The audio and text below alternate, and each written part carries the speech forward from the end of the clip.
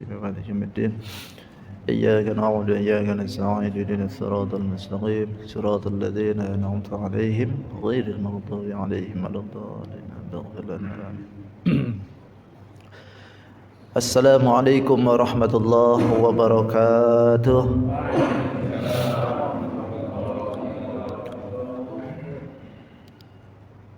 Alhamdulillah, alhamdulillahilladzi hadana likitabihi وفضلنا على سائر الأمم أكرم أحبابه حمدا يستجلب المرغوب من رضائه ويجعلنا من الشاكرين لنعمائه والعارفين لأوليائه وصلى الله على رسول الله رسوله المصطفى ونبيه المجتبى وعلى آله وأسرته الطيبين وعلى آله وأمته أجمعين. وقد قال الله تعالى في كتابه الكريم في سورة الناس surat terakhir ya. A'udzu billahi minasy syaithanir rajim.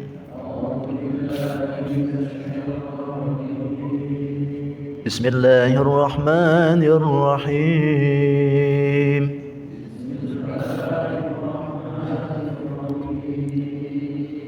Qul a'udzu birabbin nas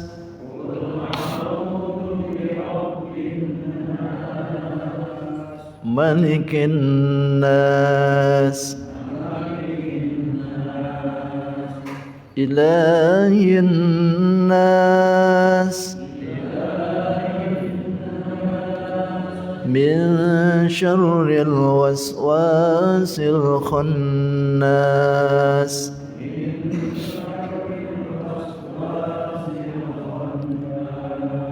الذي يوسوس في صدور الناس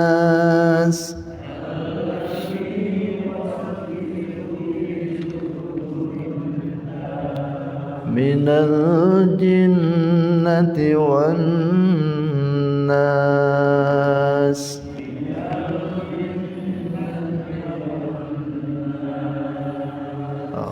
Itu yang suka kita baca ya, biasa. Ada lagi qiraah sabah itu, kadang-kadang bacaannya itu qul a'u, bukan qul lagi. Kalau kita qul a'udzu, tapi kalau mereka itu ada yang baca qul a'u, silamnya itu dipatah. Qul a'udzu birabbin nas, jadi nas itu jadi nes, jadi imalah. Malikin nas ilahin nas. Ada lagi qul a'udzu pakai saktah, itu biasanya qiraah Imam Hamzah. Qul a'udzu birabbin nas malikin nas. Kalau kita malikin nas, sama halnya dengan maliki kan? Kalau biasa dalam Fatihah itu maliki yaumiddin, kalau di sini malikin nas. Memang maliki dengan maliki hampir sama, dalam pemaknaan hampir sama. Cuman kalau di dalam ini ayat ini malikin nas, sepakat ulama dibuang alif. Beda halnya dengan Al-Fatihah. Kalau Fatihah itu ditetapkan alifnya malikin nas. Kalau di sini malikin nas. Alasannya karena qiraah sabah. Karena qiraah sabah saja, bacaan saja. Itu yang biasa ya. Nah, kalau kita bagaimana? Ya sudah yang biasa aja kalau kita lah. Qul a'udzu birabbin nas, malikin nas itu. Itu aja yang biasa. Yang qalib. Shadaqallahul azim wa shadaqa rasuluhun nabiyul karim wa nahnu ala dzalika minasy syahidin wasyakirin walhamdulillahi rabbil alamin. Alhamdulillah, segala puji milik Allah Subhanahu wa taala. Kembali Allah berikan kesempatan kembali kepada kita untuk bisa melaksanakan salat subuh dengan berjamaah. Salawat dan salam tidak hentinya semoga dibarwahkan kepada junjungan kita Sayyidul Mustafa wal Murtada Nabi besar Muhammadin sallallahu alaihi wasallam. Tidak lupa pada keluarganya, para sahabat, para tabi'in, tabi'at sampai kepada kita.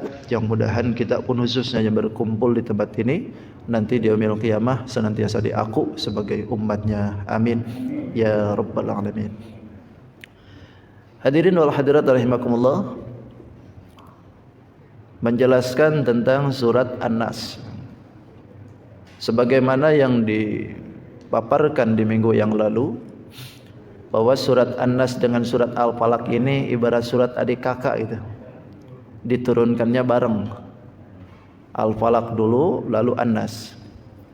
Maka kalau ditanya kapan surat An-Nas turunnya, ya udah sudah habis Al-Falaq gitu. Jadi surat ini turun setelah surat Al-Falaq. Ini surat secara tartibul mushaf berada di penghujung dari surat yang ke-114, di ujung ya. Karena memang bahasa Quran itu indah, dimulai dengan ba dan diakhiri dengan sin.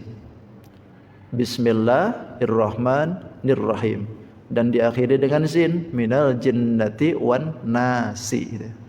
Apa ini pemaknaannya? Pemaknaannya tidak lain, ba'sun itu dalam arti bahasa Arab itu kamilun, artinya sempurna. Jadi dimulai dengan ba dan diakhiri dengan sin itu karena memang bahasa Arab menyebutkan ba'sun itu artinya sempurna. Beres sudah, kalau sudah sempurna begitu berarti ya. Makanya pantas awal-awalan surat pun Allah menyebutkan dzalikal kitabul la raiba fi. Ini kitab tidak ada lagi keraguan di dalamnya. Karena komplit sudah. Ketika Al-Quran itu sudah turun, berarti semua permasalahan harusnya sudah selesai. Selesai. Surat An-Nas ini diturunkan, memang ada yang berpendapat di Makkah, ada yang berpendapat di Madinah. Tapi yang sahih itu di Madinah. Karena kejadian Rasulullah disihir itu ya di Madinah. Sebagaimana yang disebutkan kemarin, jumlahan ayat ini yaitu jumlahnya 6 ayat. Sedangkan surat Al-Falaq itu 5 ayat. Jadi jumlah 11. Karena ikatan yang diikat oleh si Labid kemarin ya, si Labid Al-A'sam Al-Yahudi yang menyihir baginda Rasul itu, jumlahan ikatnya 11. Dan ketika dibacakan satu ayat demi satu ayat dari Qul a'udzu birabbil falaq sampai An-Nas, maka ikatan itu terlepas semua. Terlepas semua. Makanya ini salah satu bentuk juga kasih sayang Allah untuk kita, supaya kita terhindar daripada mara bahaya yang terutama makhluk sihir, maka kita baca Qul a'udzu birabbil falaq dan Qul a'udzu birabbin nas. Ini bentuk penjagaannya.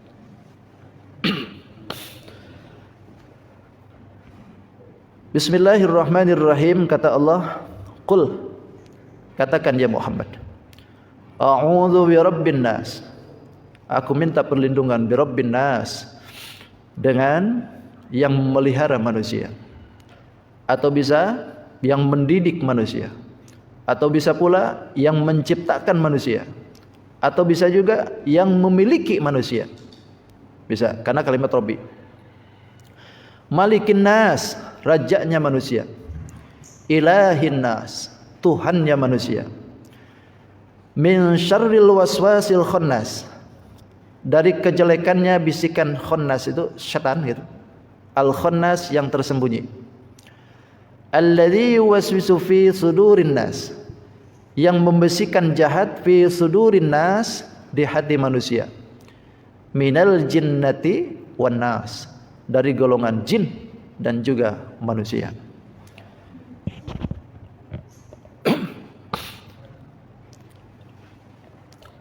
Kata Allah, Bismillahirrahmanirrahim, Qul a'udzu birabbin nas.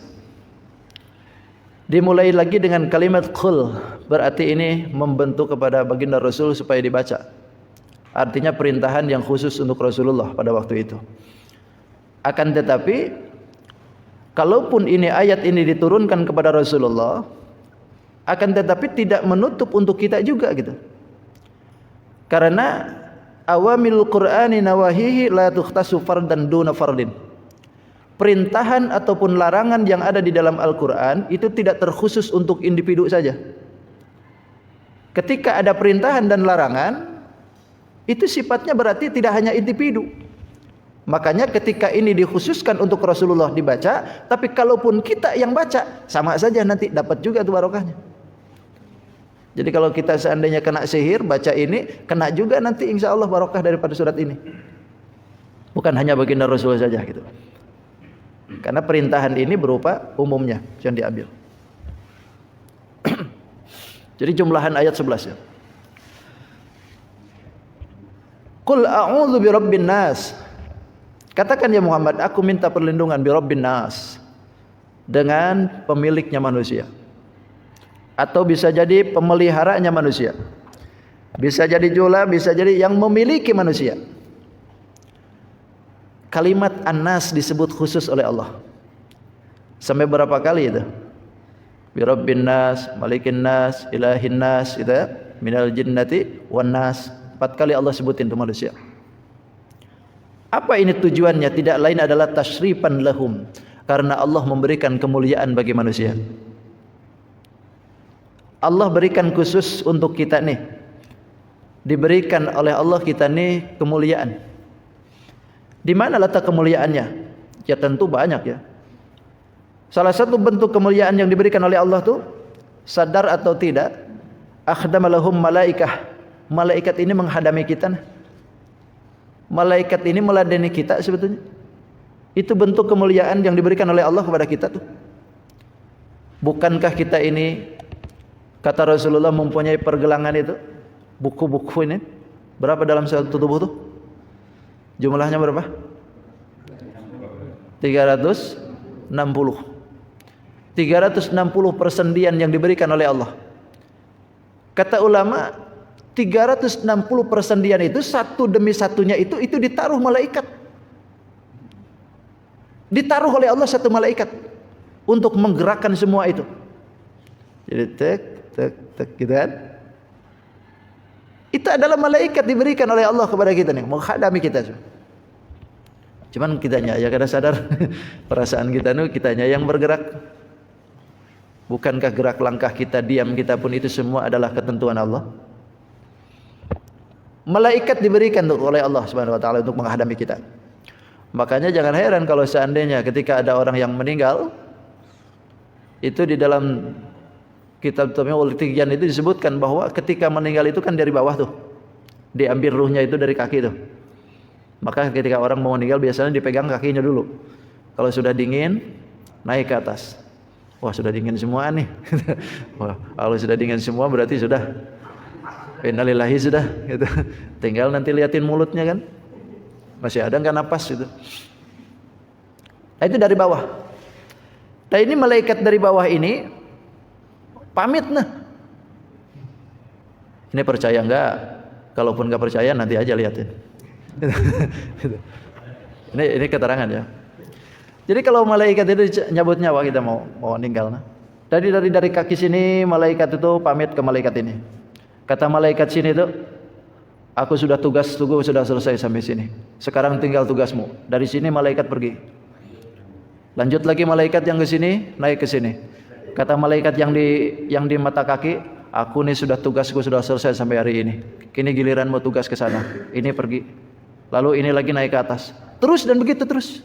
Sampai pada akhirnya malaikat yang sampai tenggorokan. Ah, kalau sudah di sini baru tuh Yugor-goroh berdiam di situ, lalu disitulah mulainya iblis tuh menggoda kita kadang-kadang. Kalau kita kuat, alhamdulillah selamat. Tapi kalau enggak kuat, disitulah letaknya iman atau tidaknya kita diuji oleh Allah terakhir. Mudah-mudahan barataan kita sebagai husnul khotimah. Terakhir baru cabut sini. Betul ya?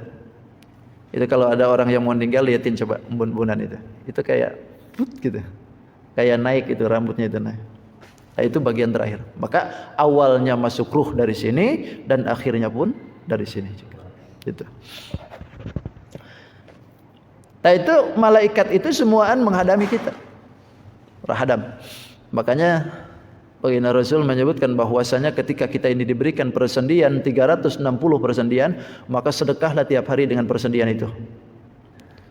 Karena Allah sudah memberikan persendian kita 360, maka setiap hari disunnahkan kita bersedekah persendian 360. Sanggup nggak kira-kira?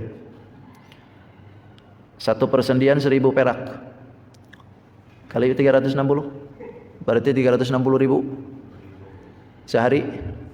Kali seminggu, kali sebulan, habis gaji. Habis sudah. Kalau seandainya kita ini liatin materi nggak bakalan kebayar tuh. Sedekah persendian 360 aja nggak bakalan kebayar.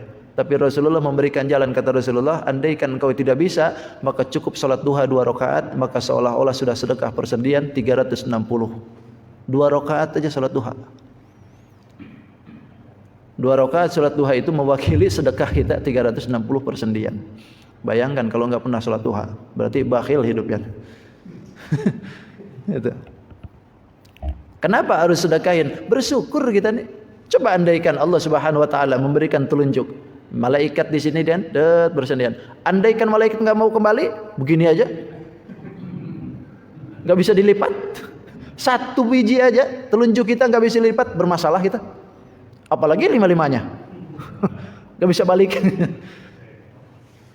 Jadi kan bersyukur kita dihadapi oleh Allah Subhanahu wa taala. Makanya Allah sebutin khusus An-Nas, kata Allah, karena memberikan kemuliaan. Yang kedua, Allah jadikan semua yang ada di bumi ini hamparan semuaan isinya untuk kita. Semuaan diberikan untuk kita nih semua. Tidak pandang bulu bahkan. Pokoknya setiap manusia aja yang ngaku dirinya sebagai manusia, monggo kata Allah silakan ambil yang ada di bumi. Keruk semuaan. Sedot bila perlu gitu. Enggak masalah kata Allah silakan aja. Karena ja'ala ma fil ardi jami'a, semuaan yang ada di bumi itu semua untuk manusia. Kafirkah, mukminkah, imankah, tidakkah, monggo kata Allah.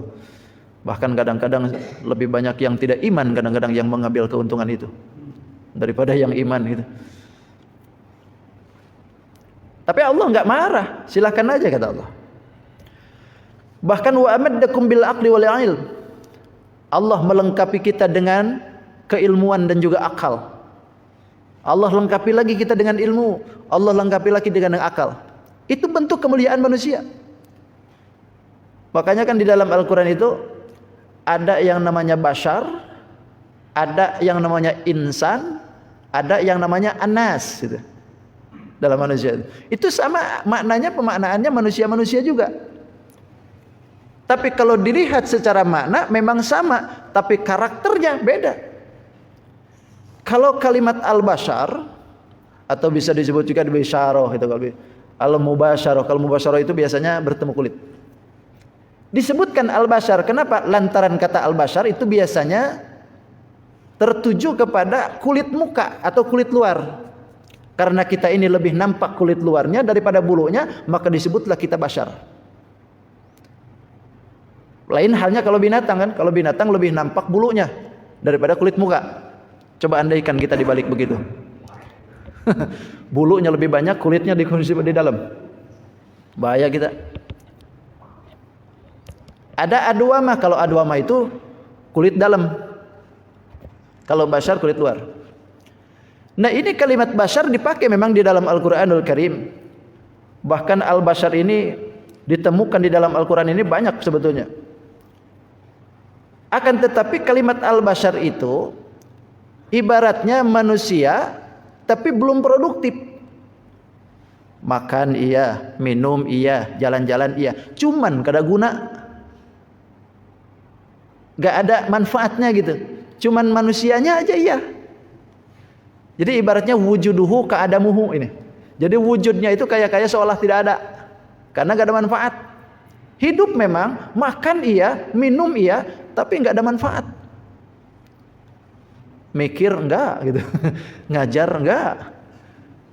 Itu disuruh bermasyarakat enggak juga gitu. Gotong royong enggak gitu. Jadi manusia aja biasa gitu. Nah, ini bashar disebutnya. Jadi ibaratnya datar lah, biasa-biasa aja gitu. Kalau itu bahasa bashar. Lain halnya yang kedua ada al-insan. Kalau al-insan itu manusia-manusia juga. Akan tetapi manusia di sini ada produktifnya. Ini baru naik kelas nih. Jadi kalau disebutkan bahasa al-insan, artinya manusia ada produktif, ada manfaat. Karena memang disebutkan al-insan ini kadang-kadang ada punya keinginan yang besar, pengen maju. Cuman kadang-kadang kalau disebutkan bahasa al-insan, ini kadang-kadang nih manusia itu suka melampaui batas. Makanya kalimat insan itu kadang-kadang ditujukan pada orang-orang yang melampaui batas. Ya ayyuhal insanu innaka kadihun ila rabbika kadahan famulaqi. Insan disebutnya, tapi mereka ini melampaui batas gitu. Jadi produktif tapi nggak bagus, ada jahatnya gitu.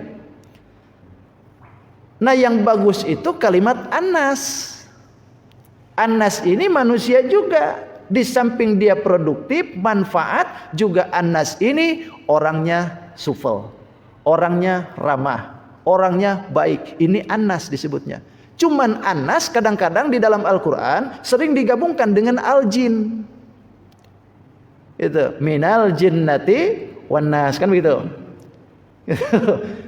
Kenapa dibalikkan dengan ini? Sebab orang yang disebutkan Anas sifatnya bagus, sifatnya terbuka, orangnya sosial, orangnya baik, halus, hidupnya juga ramah. Kebalikan dengan jin.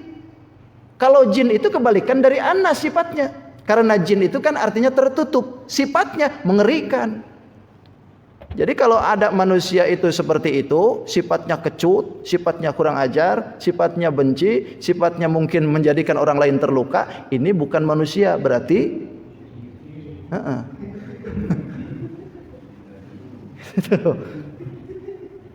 karena manusia itu harusnya enak gitu. Ya ibaratnya kalau ditanya, jawab, senyum, itu sifat Anas. Dan juga sifat Anas ini sering berubah-ubah gitu. Mau karakternya itu pengen maju gitu. Itu Anas. Makanya Anas itu lebih naik dari peringkat yang dua tadi. Lebih bagus jadi Anas. Maka Allah sebutkan Anas karena memang ini tasrifan lahum, kemuliaan bagi kita. Itu kira-kira mending jadi bashar, mending jadi insan, mending jadi Anas. Ayo. Bagi kita yang mana? Sama pemaknaannya, tapi ada tujuan yang beda gitu. Ada ini manusia tapi karakternya nyerang melulu, itu berarti jin itu. Berarti jin, bukan manusia gitu.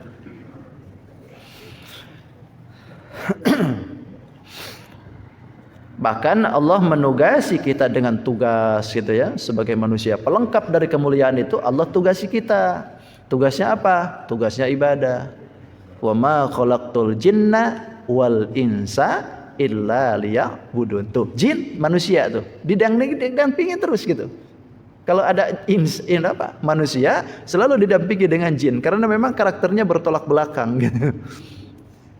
Dan tidaklah kami ciptakan jin dan manusia kata Allah illa liya'budun, kecuali untuk beribadah. Nah, fa in qamu bitilkal wadzifah, jikalau kita mau menegakkan dengan tugas semua ini, maka kana lahum al-'izzud dunya wa ukhra, maka kita akan dimuliakan baik dunia dan akhirat. Amin ya rabbal alamin. Itu syaratnya menegakkan semua perintah itu. Tapi sebaliknya kalau seandainya kita ini bertolak belakang, maka asfala safilin. Ujung-ujungnya kita direndahkan ke bawah, lebih rendah lagi. Tapi serendah-rendahnya kita sebagai manusia tidak setaraf dengan anjing dan babi. Serendah-rendahnya manusia, tetap saja manusia itu ada kemuliaan gitu. Kafir sekalipun ketika mati, ya udah, nggak masalah, kita kuburi, kita urusi kan gitu. Padahal menurut secara nas, kafir itu kan najsun, tapi najis di situ bukan badannya, tapi najisnya di situ adalah i'tiqadnya.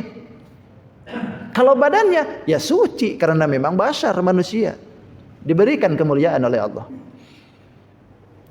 Maka ketika kita punya misalkan yang tidak seakidah dengan kita, lalu dia mati, kan nggak apa-apa, kita tengokin takziah, datang ke situ, kalau ada perlu kita bantu, kalau misalkan mau dikuburkan ya kita kuburkan. Yang tidak boleh itu kita sholati, kita doai, terus kita talqini barangkali. Datang melayat, Allah maghfir lahu warhamu, jangan. Ini lain sudah. Maka serendah-rendahnya itu nas, manusia tidak akan sampai ke derajat seperti binatang gitu. Walaupun pada hakikatnya bisa saja derajatnya itu lebih hina kan gitu. Karena kan mulianya manusia itu bisa jadi melampaui kemuliaan malaikat, tapi kalau hina manusia bisa jadi lebih rendah dari binatang. Tapi sederajat-derajatnya rendahnya manusia tidak sampai di bawah taraf anjing dan babi yang najis mughaladhah gitu. Masih ada kemuliaan dah gitu. Kalau anjing dan babi kan dilemparin ke mahakam aja nggak masalah. Gitu. Tapi kalau manusia ya ada sedikit kemanusiaannya kan. Makanya alhamdulillah di negara kita ini ada sudah jadi apa?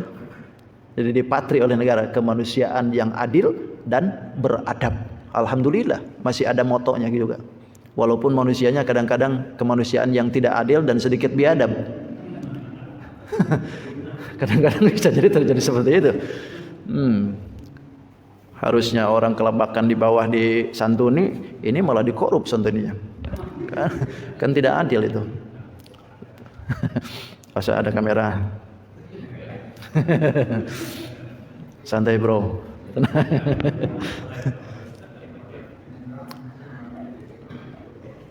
Itu. Jadi An-Nas diberikan kemuliaan oleh Allah. Lalu yang kedua, Malikin Nas, rajanya manusia.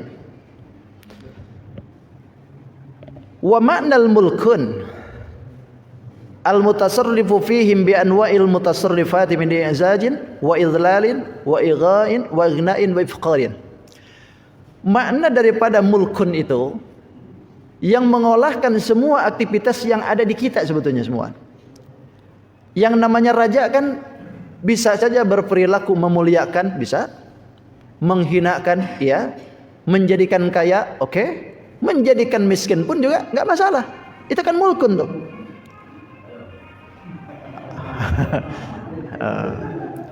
Kita jeda iklan yang berikut ini. Yang mau lewat ya.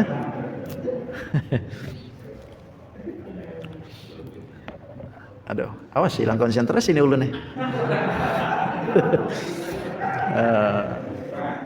Masih mending.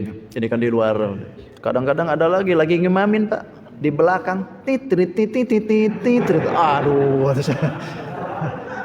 hilang Pak ayat tuh. Belakang imam lagi. Makanya kalau bawa HP mau sholat teliti dulu ya, liatin silent apa enggak, mati apa enggak gitu ya. Ini suara WA bersuara. Dah. Jadi yang namanya raja itu berkuasa itu. Makanya Malikin Nas, rajanya manusia. Kalau sifatan raja itu ya mau gimana dia kan? Kata Pak Isran tuh ya terserah suka-suka saya. Itu memang raja. Itu raja tuh begitu. Mau memiskinkan orang bisa, mau menjadikan kaya orang bisa, mau memaksa bisa, jadikan mulia bisa, bahkan jadi dihina pun juga bisa. Diangkatin derajatnya, diangkatin pangkatnya sama dia. Oh mulia, kata dia copot dia, hina sudah. Itu. Ini orang nggak punya duit, kirim duit, langsung jadi kaya. Sebaliknya, ini orang luar biasa nih, nggak mau bayar zakat, nggak mau bayar infak, nggak mau bayar pajak, ambil semuaan, tarik, bisa. Jadi miskin tuh. Itu sifat raja. Maka Allah pun begitu. Malikin Nas, rajanya manusia, baik raja di dunia maupun raja di akhirat. Yang ketiga, Ilahin Nas, Tuhannya manusia. Ini ada tertib badi ya. Artinya awalan kita ini disebutkan kalimat Rabban. Kenapa? Karena asyahidahu bi anwa'i tarbiyah. Coba lihat kalimat ini. Indah sekali Allah menyebutkan ini. Ini kan tertib nih. Pertama bi Rabbin Nas. Yang kedua Malikin Nas. Yang ketiga Ilahin Nas. Ini kan satu pelajaran untuk kita. Pertama Allah kalimatnya bi Rabbin Nas. Ini andaikan kita ini seolah-olah kita ini waktu lahir. Ketika kita ini waktu lahir, maka kita butuh perawatan. Butuh yang mendidik, butuh yang mengarahkan, butuh yang mengurusi, bahkan butuh orang-orang yang tentunya mendidik kita. Maka kalimat Rabbun disandarkan kepada Anas atau Anas disandarkan kepada Rabbun. Karena Anas pada waktu awal-awalan kita butuh dengan Rabbun. Kita butuh dengan Allah. Coba andaikan tidak ada kasih sayang Allah ketika kita keluar, repot kita. Bukankah kita ini disebutkan oleh Allah, khalaqal insana fi kabad.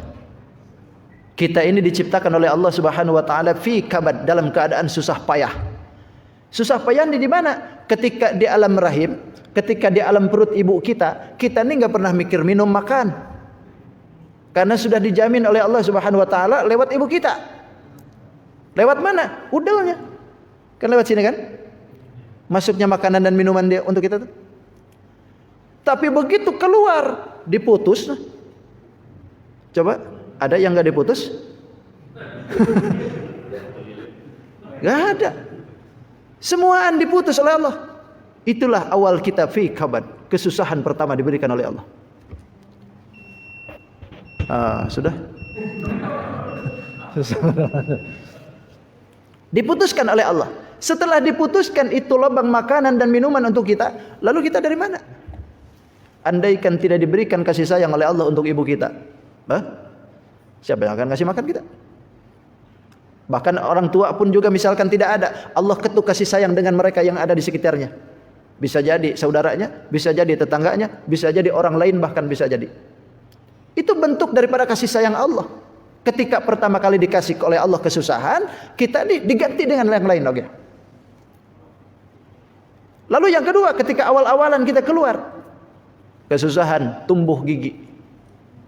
Bukankah kalau anak tumbuh gigi rewelnya minta ampun? Nangis aja tuh lah. Gini salah, gitu salah. Kasih makan nggak mau, kasih minum nggak mau, kasih netek pun nggak mau. Tumbuh gigi susah, tumbuh gigi sakit, apalagi copot gigi. Lebih sakit sudah, mahal lagi harganya. Coba, tumbuh gigi nggak bayar, tapi begitu dicopot, bayar kita. Ya salah. Enaknya bang jadi dokter gigi. Itu kesusahan diberikan awal-awalan oleh Allah ke kita. Belum lagi nanti ketika masa dalam hidup kita nggak diberikan apakah hidup, nggak diberikan pekerjaan, susah dalam kehidupan, diberikan bencana, corona belum selesai, ini kan susah. Inilah yang dimaksudkan fi kabad. Kalau tidak ada tarbiyah dari Allah, tidak ada pendidikan dari Allah, tidak ada arahan dari Allah, susah kita hidup. Maka Allah berikan kita bi rabbin nas, karena kita butuh dengan Rabbun. Lalu yang kedua, malikin nas. Kalimat an-nas disadarkan dengan kalimat malik. Untuk apa tujuannya? Tidak lain karena kita ini sebagai manusia kadang-kadang diberikan oleh Allah Subhanahu wa taala, begitu sudah gede kadang-kadang melampaui batas. Padahal awal-awalannya kita ini diberikan kesusahan, tapi begitu sudah besar, apalagi sudah diberikan jabatan oleh Allah, kadang-kadang lupa diri. Ketika sudah lupa diri, maka kita diingatin oleh Allah, Malikin Nas, manusia disandarkan dengan Malik, berarti kita akan berhadapan dengan Raja. Kata Allah, oke loh, sekarang begitu, lihatlah nanti.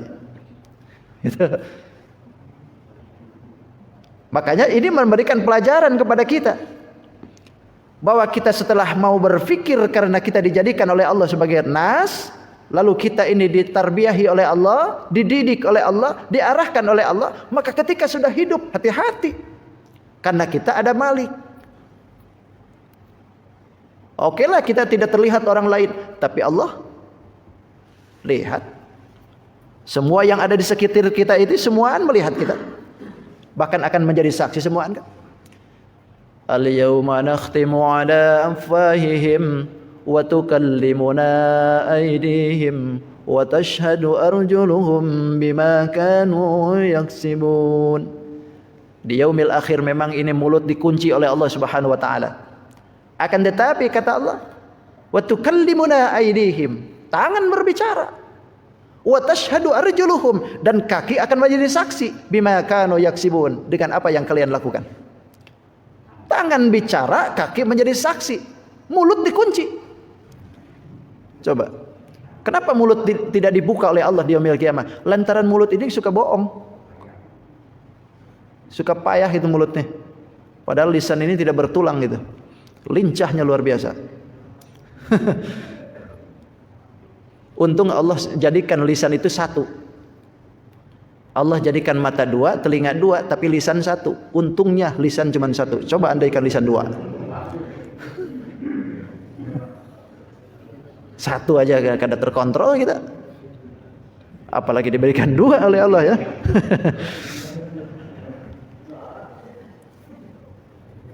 Itu. Berarti berpikir kita nih. Kalau sudah menjadikan kita ini manusia, lalu kita disandarkan dengan Malik, bertambahlah pengetahuan kita. Harusnya bisa jadi kita ini berpikir lebih panjang gitu. Karena kita ini lambat laun pasti akan kembali kepada Allah dan dihadapkan dengan Malik gitu. Dan yang ketiga, ilahin nas. Kalimat an-nas disandarkan dengan kalimat ilahi. Kenapa? Ini biasanya fase akhir. Atau bisa dibilang fase suyuh.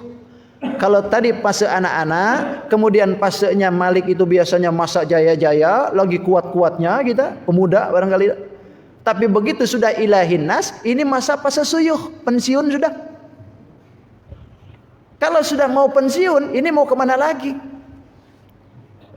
Mau daftar lagi? PNS.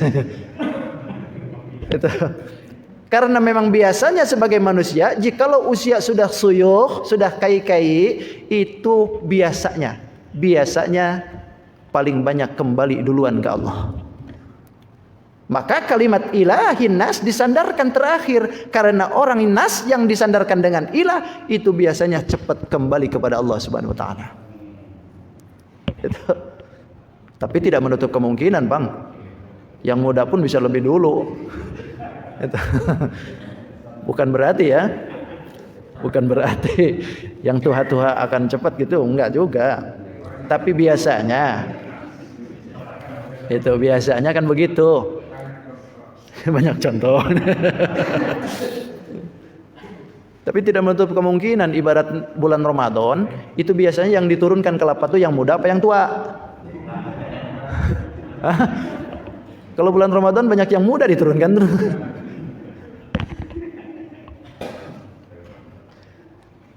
Karena bahasanya itu li'anna sya'nuhum kasratul ibadati liqurbil irtihalihim. Karena kebanyakan dari hamba Allah yang sudah tua itu liqurbi irtihalihim, dekatnya untuk pindah alam. Pindah alam dekat gitu. Itu biasanya seperti itu. Makanya ilahin nas disandarkan oleh Allah kepada lafaz ilahi. Jadi kalau sudah masa-masa seperti ini ya banyak-banyaklah kita sadar diri gitu. Sadar diri, jangan ada peribahasa tua-tua keladi. Makin tua makin jadi gitu.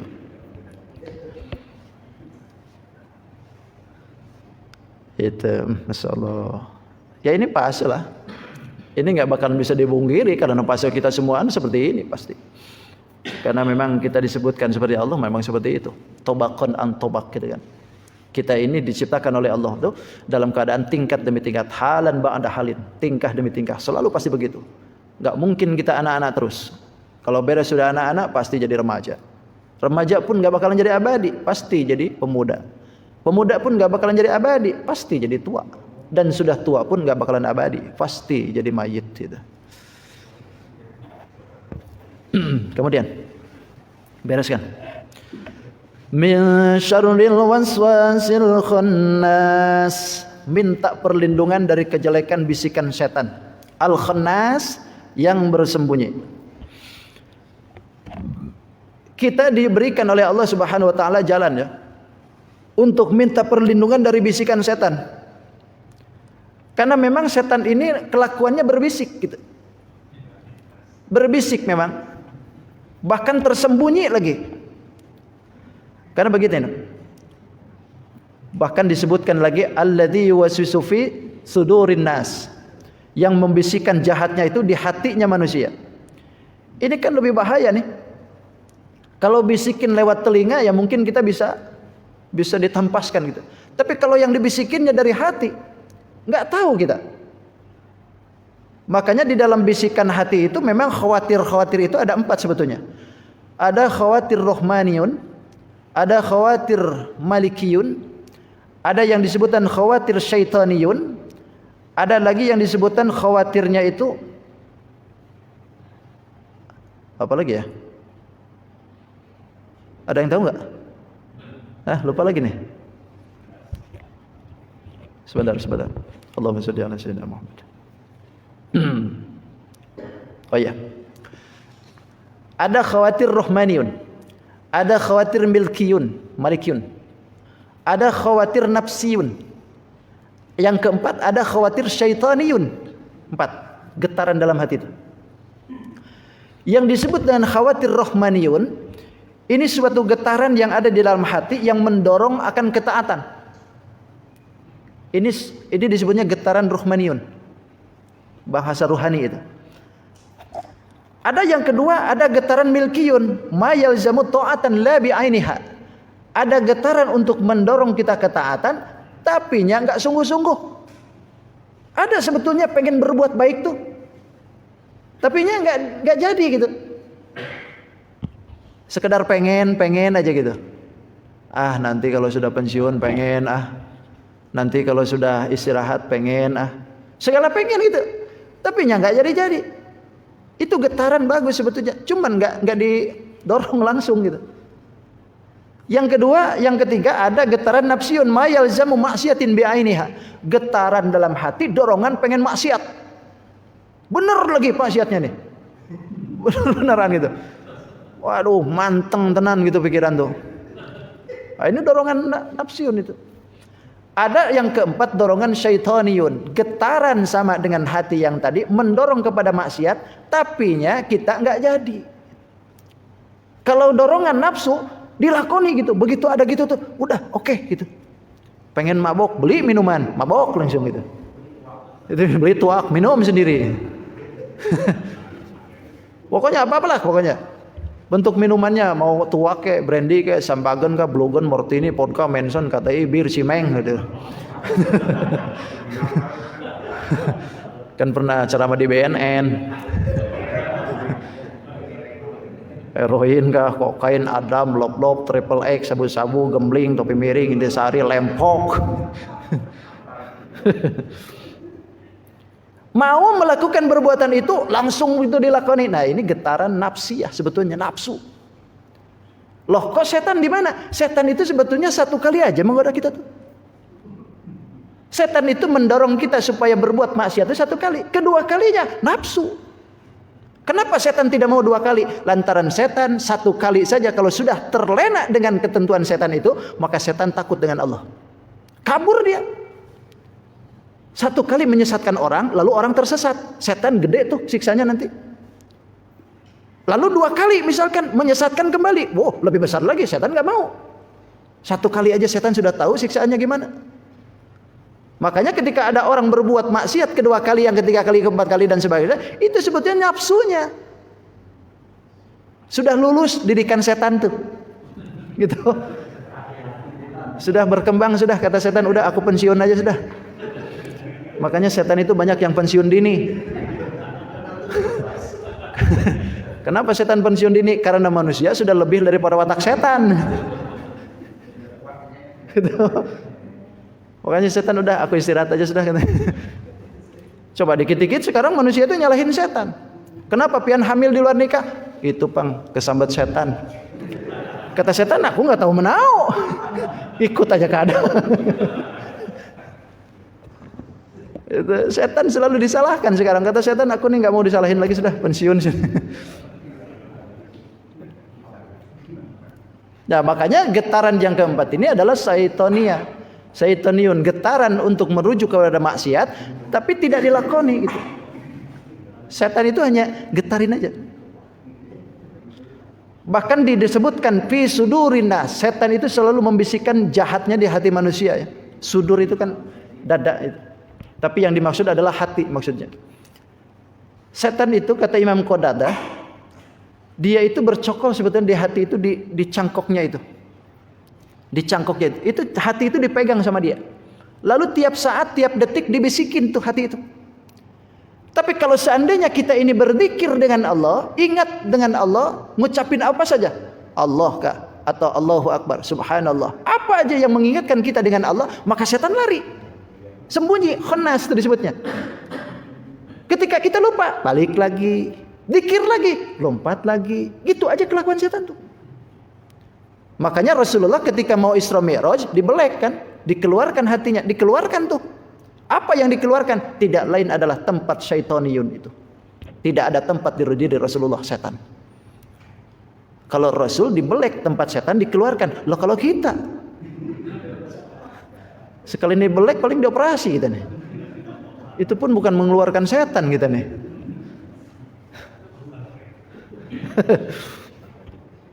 Makanya pengaruh zikir ini bisa menjadikan setan itu jadi kurus. Bahkan disebutkan seorang ulama bahwa setannya manusia itu bisa jadi kurus lantaran zikirnya kita. Tapi kalau kita ini tidak pernah zikir, apalagi orangnya ini tidak mau ibadah, setan gemuk. Gemuk setan tuh. Tapi kalau zikir terus, setan kurus. Jadi liatin setan itu makmur apa enggaknya, kurus nanti. Jadi kurus kalau setan orang mukmin itu kurus, karena dia zikir terus gitu. Makanya kenapa ulama itu membimbing kita zikirnya itu ya lisan ya hati. Memang afdolnya zikir itu dalam hati.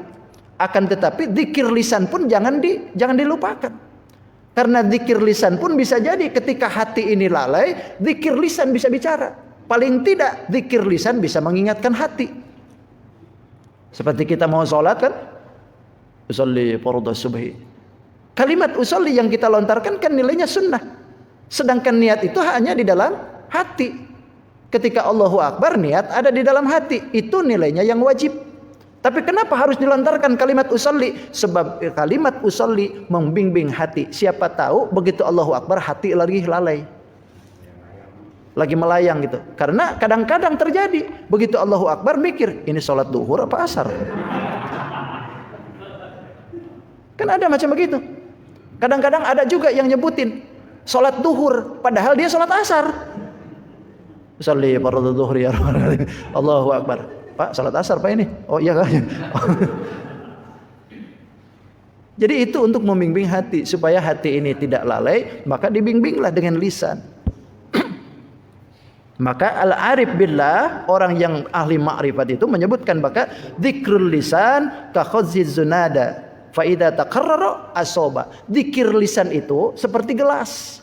Kalau terus-terusan kita penuhi itu gelas, maka lambat laun penuh. Sama halnya dengan begitu. Zikir lisan itu memang di luar, akan tetapi kalau terus-terusan maka lambat laun akan masuk ke dalam hati. Maka kalau orang ahli thariqat itu biasanya dibimbingnya itu pertama memang zikir lisan dulu. La ilaha illallah, la ilaha illallah, la ilaha. Tapi kalau lambat laun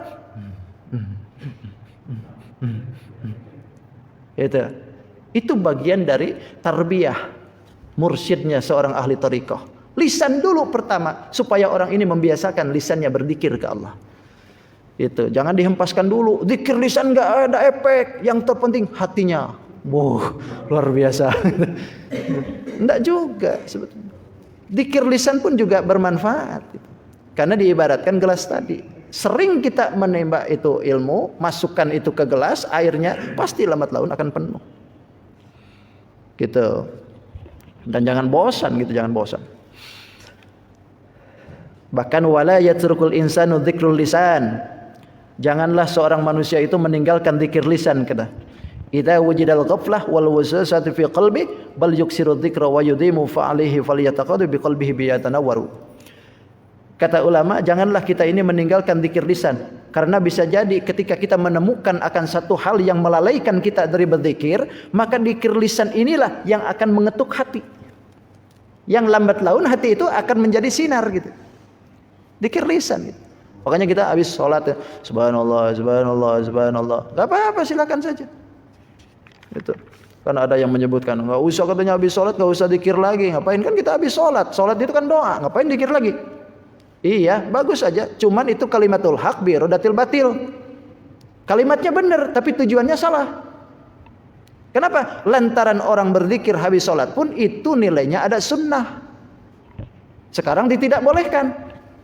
Berarti dia melarang sesuatu yang disunnahkan oleh Nabi. Ayo, mau ikut mana? Zikirnya zikir lisan memang. Akan tetapi zikir lisan pun tidak salah, karena zikir lisan pun lambat laun akan membimbing hati. Kan begitu? Benar nggak nih ngomong? Kok berdiam saja nih?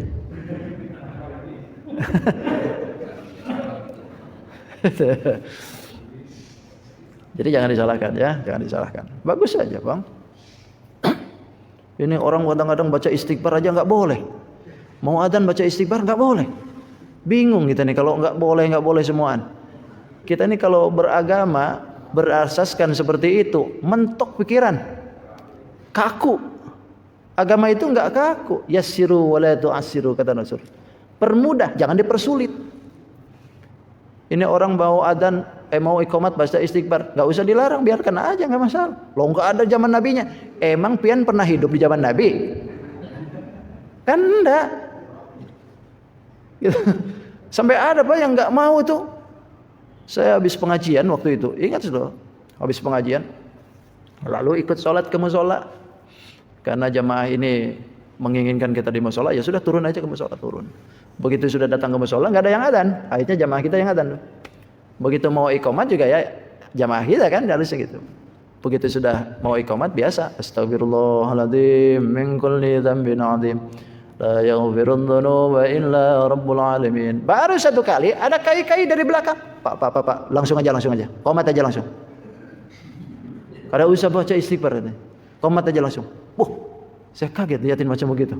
Kai-kai, Pak. Langsung aja ya sudah. Kata saya qomat aja. Begitu saya habis qomat, ya langsung ke imaman. Langsung ke imam sini. Kalau kita mau salat, istau sufufakum. Luruskan sop. Ya kan begitu. Teruskan sob. Ini enggak? Sudah siap? Sudah siap? Lucu kata saya. Ada perempuan ibu-ibu di belakang. Ukhti, sudah siap? Kata saya nih, kalau kita mau berdebat tentang masalah tidak ada di zaman Rasul, itu kalimat itu ada kan di zaman Rasul? Rasul ke sahabat, sudah siap? Sudah siap? Enggak pernah begitu. Salah kami. Jadi kalau dalam agama itu membikin sendiri gitu, kaku dalam pemikiran, susah gitu. Kalau begitu itu. Sama hanya dengan zikir tadi gitu. Enggak ada di zaman Nabi SAW. Kata siapa? Itu ahli-ahli thariqah itu bernasabkan kepada para sahabat sebetulnya. Ada yang dari Sayyidina Abu Bakar, ada dari Sayyidina Thalhah bin Zubair, ada yang dari Sayyidina Umar, itu zikirnya itu. Bukankah thariqah Naqsabandiyah Qadiriyah itu bersumber dari Sayyidina Abu Bakar itu? Coba lihatin nasabul nuzulnya itu. Jadi sebetulnya tidak ada yang meleset. Itu disebutnya ahli tasawuf. Tapi kalau tidak ada yang bisa begitu, atau barangkali benci dengan thariqah, berarti itu ahli tak sanggup. Bukan tasawuf lagi gitu. Jadi memang harus didalami dulu ya. Dalami dulu baru komen gitu. Jangan ini sudah komen belum mendalami. Terus terakhir minal jinnati wan nas, dari bisikan jin dan manusia. Kenapa disebutkan kalimat jin dan manusia gitu, bisikan-bisikan itu? Karena memang dua makhluk ini kalau sudah berbisik ke kita itu jauh lebih berbahaya. Loh, kan yang biasa berbisik itu kan jin. Kalau jin pantas jismun nuroniun kan, jisimnya bangsa api. Loh kalau manusia bagaimana? Sebetulnya manusia pun bisa berbisik. Lewat siapa? Bisikan lewat telinga, lalu bisikan lewat tetangga, atau bisikan lewat istri kita. Itu kadang-kadang manusia kalau sudah berbisik jauh lebih berbahaya. Makanya Allah memberikan kepada kita perlindungan supaya kita terhindar dari bisikan jin dan manusia. Karena bisikan jin manusia ini bisa jauh lebih berbahaya. Bahkan kalau manusia itu katanya itu disebutnya lebih berbahaya lagi bisikannya. Karena disebutnya pun juga musuh dalam selimut. Kalau sudah macam selimut itu berarti satu kasur. Tapi jadi musuh. Kan ini lebih berbahaya. Maka mintalah perlindungan dari situ supaya kita terhindar dari bisikan jin dan manusia itu, yang tentunya bisikannya bisikan jahat ya, bisikan jahat. Kadang-kadang bisa jadi bisikan setan itu berupa kemuliaan, bisa jadi padahal berupa setan. Sebagaimana yang terjadi kepada Syekh Abdul Qadir Al-Jailani kan dalam manaqibnya. Begitu lagi zikir asik-asiknya ada cahaya. Muncul cahaya tiba-tiba di hadapannya. Oh, besar, terang betul. Dikira-kira oleh Tuhan saya ini malaikat yang menjelma gitu jadi cahaya. Begitu sudah menjelma di hadapannya ternyata ngomong nih cahaya. Oi Abdul Qadir, engkau telah menghadapi kesempurnaan dalam ibadah. Oleh karena itu enggak usah lagi engkau melaksanakan hukum syariat. Begitu dengar begitu diambil tarumpahnya, dilempar. Kenapa? Ini iblis. Itu iblis ini. Tuan Syekh Abdul Qadir sudah diberikan pangkat oleh Allah waliullah, bahkan walinya pun pangkatnya wali kutub, rajanya wali. Begitu ada hal-hal seperti itu, suruh meninggalkan hukum syariat, dilempar cepat-cepat. Kenapa? Karena seorang wali tidak mungkin meninggalkan hukum syariat. Karena syariat, hakikat dan tarekat itu harus sejalan. Ini syariat suruh ditinggalkan lantaran kesempurnaan sudah ada dalam hakikat. Tidak bisa begitu. Ini belum jadi wali kutub sudah berani meninggalkan syariat. Bahkan nyebarkan ke anak buahnya, gak usah lagi pian sholat, gak usah lagi pian puasa, karena zikirmu sudah mencapai derajat makom. Itu ada yang begitu kan? Ada tuh di daerah L itu. Cukup bayar 5 juta, zikir dari mulai habis isya sampai subuh. Nanti kalau sudah selesai, gak usah sholat lagi, gak puasa lagi. Cukup sempurna kaplingan surga dikasih. Cukup 5 juta bang. Itu kalau kaplingan surga bisa digitukan, saya diskon aja 3 juta pian kaplingan. Gak usah 5 juta. Ada aja itu begitu. Gak bisa begitu. Tetap hukum syariat berjalan, hukum hakikat pun silahkan jalankan. Kalau seandainya sudah jadi makom tertinggi kita dapat, hukum syariat boleh ditinggalkan. Nabi itu harusnya lebih dulu. Tapi lihatlah baginda Rasul, sampai bengkak kan kakinya itu. Menjalankan sholat malam itu kan hukum syariat. Bahkan beliau berangkat dari Madinah ke Mekah menuju ke Baitullah melaksanakan ibadah haji wada. Itu kan syariat dijalankan oleh beliau. Kalau beliau itu sudah makom tertinggi, sudah pangkat kerasulan, bahkan ulul azmi, tidak usah lagi harusnya hukum syariat itu dilakoni. Tapi buktinya tidak. Hukum syariat tetap dijalankan dan hukum hakikat pun harus dijalankan. Makanya hakikat, tarekat dan syariat ini kesatuan yang tidak bisa dipisahkan. Ibarat bahasa, kalau syariat itu adalah perahunya. Sedangkan tarekat itu adalah lautannya. Sedangkan hakikat itu adalah intan berlian yang ada di dalam lautannya. Maka kalau mau intan berlian harus ada perahu. Perahunya jangan di darat melulu, ketengahin ke lautan. Ambil tarikatnya. Nanti kalau sudah di tengah lautan nyemplung tuh ke dalam ranah lautan itu. Ngambil intan berlian, baru di situ akan terasa gitu. Insya Allah. Cukup sudah PSBB kita, jangan kelamaan. Ya. Cukup sudah. Sadaqallahul azim wa sadaqa rasuluhun nabiyul karim wa nahnu ala dzalika minasy syahidin wasyakirin walhamdulillahi rabbil alamin.